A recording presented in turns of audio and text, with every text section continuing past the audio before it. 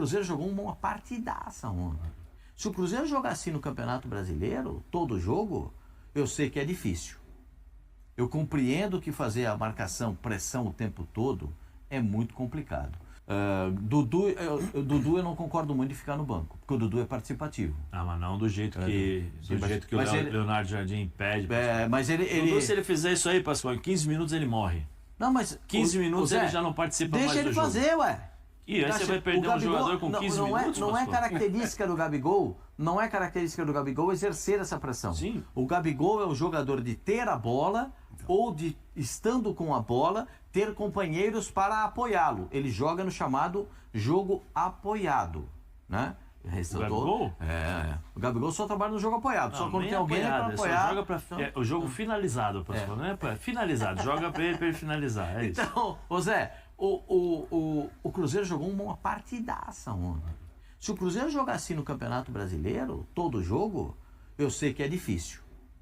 Eu compreendo que fazer a marcação, pressão o tempo todo é muito complicado. Porque se todo mundo conseguir repetir esse tipo de marcação o tempo todo, o futebol seria espetacular. Sim. Seria espetacular. E achei que o Cruzeiro fez um bom jogo. Eu não vou criticar o jogo do Bahia, não. Você acha que é mais mérito do Cruzeiro? Muito mérito do Cruzeiro. Muito mérito do Cruzeiro. Porque a gente vivia falando, eu falei aqui que o time do Cruzeiro é um monte de nada. Quando o Cruzeiro encontra alguma coisa, eu tenho que ressaltar. Claro. O time do Cruzeiro conseguiu encontrar aquilo que o treinador... Você fala assim, o treinador, quando ele foi contratado, só Leonardo Jardim, porque ele fala, Léo Jardim parece o goleiro do Vasco, né? O Leonardo Jardim foi contratado, eu disse aqui, o Cruzeiro tem um elenco capaz de contemplar tudo aquilo que ele pensa de futebol. Uhum. Pressão na marcação, né? Sim. O chamado perde, pressiona. A marcação adiantada, vai expor a defesa, vai precisar de um volante na frente da zaga. E hoje, o que está acontecendo? Melhorou o time do Cruzeiro de qual forma? Marcando pressão, perde a bola, pressiona, não deixa o adversário chegar, dá oportunidade, porque o futebol é assim, em uma ou outra oportunidade o adversário vai ter chance de gol. E você tem que entender isso no futebol. Mas você tem que minimizar isso e melhorar aquilo que você tem com potencialidade de fazer o gol. E acho que o Léo Jardim potenciou, deu uma potencializada naquilo que fez o time do Cruzeiro ao longo do campeonato. Melhorou muito. Dudu. Aí a gente volta àquela questão, né? Sem um Gabigol e sem um Dudu. Não, como ele potencializou o ataque, eu acho que esses dois jogadores saíram exatamente por essa força. A gente falou que o Eric, você acabou de falar, o Eric jogou de ponta. Sim. Ele era ponta? Não, ele sai. Mas por que ele jogou? Porque ele é dinâmico. Sim, e ele facilita o lateral também. Claro. Porque o Gabigol, o Zé falou, né? Eu acho que o Dudu não faria, e eu acho que fez pouco na carreira isso. Essa questão de marcar a pressão, que não aguentaria 15 minutos, eu concordo. Porque o Gabigol fez isso no Flamengo do Jorge Jesus, mas era o Gabigol querendo se tornar. Era o Gabigol se tornar o atacante para se tornar o ídolo. Uhum. E o Caio Jorge é o Gabigol de 2019. É o cara que está procurando o espaço dele, e eu acho que Gabigol, depois que se tornou o cara, né, o Gabigol mesmo, ícone, exato. ele deixou de fazer isso. E aí o Jorge Jesus saiu. Com o Tite ele não jogou, até nesse jogo posicional, né? A gente tá vendo até aí a tela. Não, mas fica à vontade de falar em cima dela. O que a gente vê é o Caio Jorge sendo um cara mais efetivo, principalmente no Cruzeiro sem a bola. Porque o Bahia é um time que já tem essa característica, né? De sair jogando, de ter essa qualidade na saída de bola. O Ronaldo foi o titular e depois da lesão foi o Marcos Felipe, que já não tem tanto assim. Com o Ronaldo com o Ronaldo nenhum gol, e a gente tá vendo o Ronaldo aí nas saídas. O Ronaldo nenhum gol, com o Marcos Felipe 3 gols sofridos.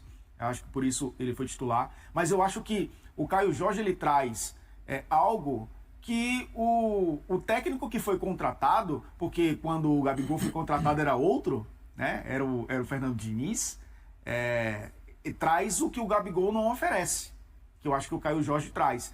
Tanto que se falava muito, né? Que poderia jogar o Caio Jorge até pelos lados do campo, ser um atacante que faça a função do Christian, por exemplo, porque tem essa capacidade de pressionar a lateral, recuperar, acelerar, finalizar. O Gabigol ele se parece muito com o Yuri Alberto. E acho que o Yuri Alberto, nesse aspecto, ainda tem algo a mais que o Gabigol não tem. né? Que o Yuri Alberto, como o Gabigol, ele depende de um time para criar as jogadas para que ele possa finalizar. Né? Por exemplo, o Yuri Alberto é participativo nesse negócio de volta para marcar, corre o tempo todo, briga. Mesmo na construção, mesmo né? na construção, tem as suas dificuldades técnicas, a gente percebe isso e tal.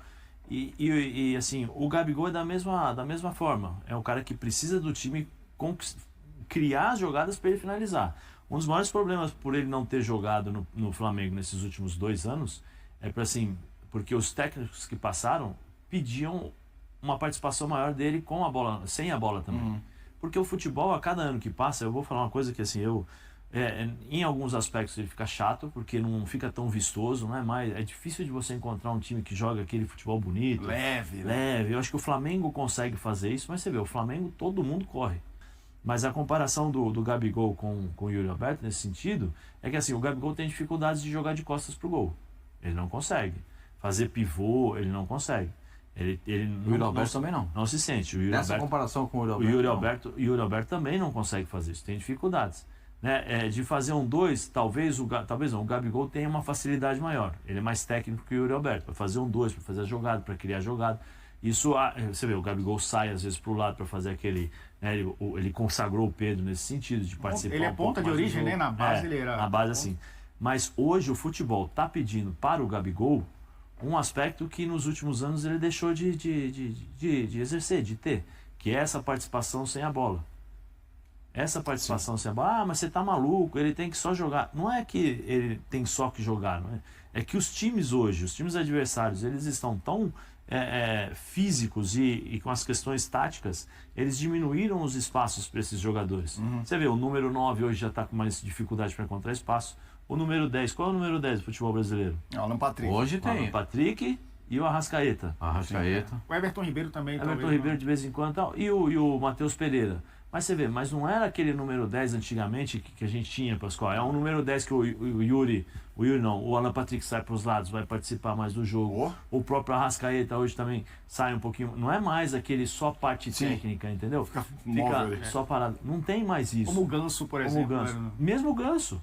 O Ganso vai lá atrás, sai jogando, pega a bola, quase um 8, né? Corre. O Ganso perde a bola. Eu falei aqui já há algum tempo que para mim o Ganso foi uma das grandes surpresas dos últimos anos do futebol, que até o período antes do Fernando Diniz, o Ganso já era aquele Ganso que você fala assim, não vamos mais conseguir vê-lo jogando como ele jogava no Santos. Sim. O Fernando Diniz chegou, acho que trouxe algo novo para ele, em termos de confiança, mostrando para ele a importância dele para o time e o que ele pode fazer. E é um novo jogador, perde a bola, volta. Ele voltava para fazer a linha de marcação do quinto homem com o Fernando Diniz. Então, assim, hoje o futebol pede isso. Se você não se adaptar ao que o futebol está te pedindo hoje, ao que os treinadores estão... Você não joga. Você não joga. Tanto o Felipe fez muita questão de segurar o Gabigol quando o... Não, Felipe Luiz? Embora. Felipe? Não.